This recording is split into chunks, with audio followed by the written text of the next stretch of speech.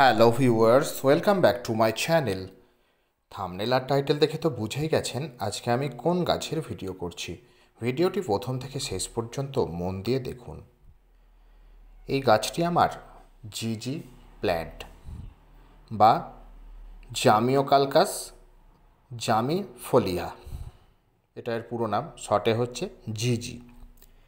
এটা একটি indoor plants, মানে আমরা ঘরের ভেতরে যেসব গাছ রাখি তার মধ্যে এই একটি জিজি প্ল্যান্টস। এর সম্পর্কে বহু তথ্য আমি আমার একটি ভিডিওতে দিয়েছিলাম।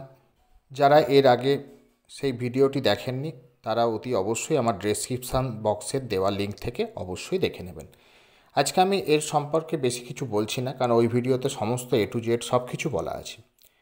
আজকে আমি যেটার জন্য ভিডিও করতে এসেছি যেটা হচ্ছে কি, এই গাছের রিপোর্টিং ভিডিও।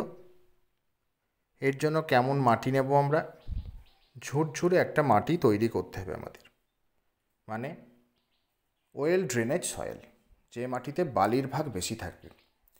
সবথেকে ভালো হয় বেলে দোআঁশ মাটি, আর না হলে যে কোনো মাটির সাথে সমপরিমাণ মাটি আর সমপরিমাণ বালি দুটো একসঙ্গে মিশিয়ে নেবেন। সাথে একটু নিম খোল দিয়ে দেবেন, মাটিটা ভালো থাকবে।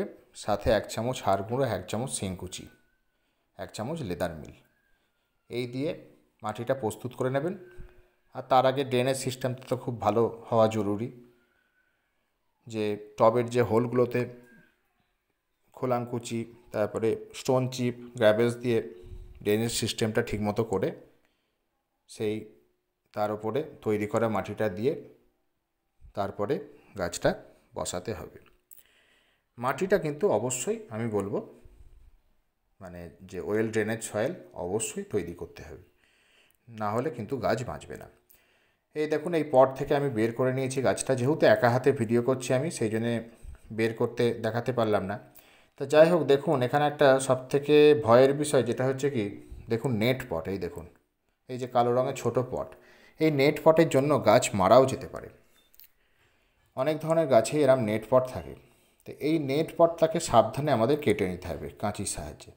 খুব সাবধানে কাটতে হবে, নাহলে আবার রুটে আঘাত পেতে পারে, রুট ভেঙে যেতে পারে, গাছ মারাও যেতে পারে। এই দেখুন একটা এরম। তো এই নেট পট থেকে গাছকে বাঁচাতে হবে। কীভাবে বাঁচাতে হবে, খুব সাবধানে কাজটা করতে হবে। ভিডিওটা যেহেতু আমি একা হাতে করছি সেই জন্য সমস্যা হচ্ছে দেখাতে। যাই হোক, আমি এই কাঁচির সাহায্যে দেখুন নেট পটগুলোকে খুব সাবধানে ছাড়িয়ে নিয়েছি। এই দেখুন, আপনারাও তাই করবেন। তা এই দেখুন, এখানে 3টে নেট পটে ছিল এই টবটার মধ্যে। তো যাই হোক, একটা নেট পটের 2টো শাখা নষ্ট হয়ে গেছে, আর এখানে 2টো নেট পটের 2টো গাছ বার করেছি আমরা। এই 2টো গাছকে আমরা এই পটে বসাবো। এটা একটা প্লাস্টিক পট আছে, যেহেতু এগুলো ইনডোরে থাকবে সেই জন্য আমরা প্লাস্টিক পটেই দেবো, মাটির পটে দেব না। এর আগে আমি ড্রেনেজ সিস্টেম আর মাটি বোঝাই করে রেখেছি, তবে ভিডিও যেহেতু বড় হয়ে যাবে সেই জন্য আমি এই কাজটা আগেই করে রেখেছি। তা দেখুন, আমার ঠিক গাছটি মানে বসিয়ে ফেললাম মাঝ বরাবর। এবার চেপে চেপে মাটিটা দিয়ে দিচ্ছি। দেখুন, খুব ভালো করে চেপে চেপে আমি মাটিটা এইভাবে বোঝাই করছি। দেখুন, আপনারাও ঠিক এইভাবেই রিপোর্টিং করে ফেলবেন। আমার রিপোর্টিং কমপ্লিট হয়ে গেছে। দেখুন, চারিদিকে একটু মাটিটাকে হাতে করে করে চেপে চেপে দিতে হবে, যাতে কোনো এয়ার গ্যাপ না তৈরি হয়। আপনারাও এটা খেয়াল রাখবেন। আর গাছ যখনই আমাদের বসানো হয়ে যাবে তখনই আমাদের সেদিন ভরপুর জল দিয়ে দিতে হবে।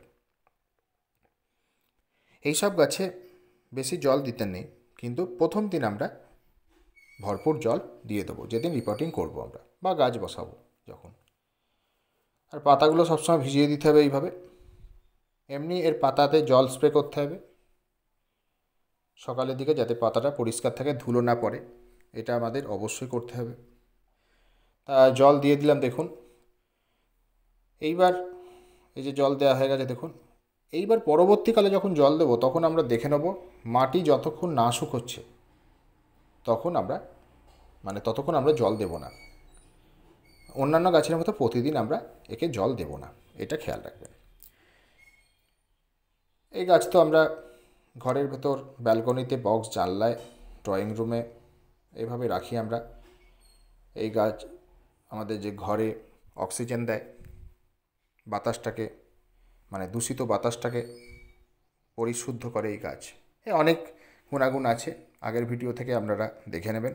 আজকে এত বেশি কিছু বলছি না। আজকে মূলত নেটপট থেকে কিভাবে বাঁচাবো গাছ, সাথে আমরা কিভাবে রিপোর্টিং করব, সেটাই আমার মেন আলোচ্য বিষয়।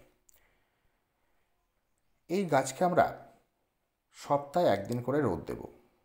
একদম সকালের যে মিষ্টি রোদটা, যেটা 1 ঘন্টা থেকে 1.5 ঘন্টা রোদ দিলেই হবে। আর বাকি বাদ সময় আমরা উজ্জ্বল আলোকযুক্ত স্থানে এই গাছ আমরা রাখব।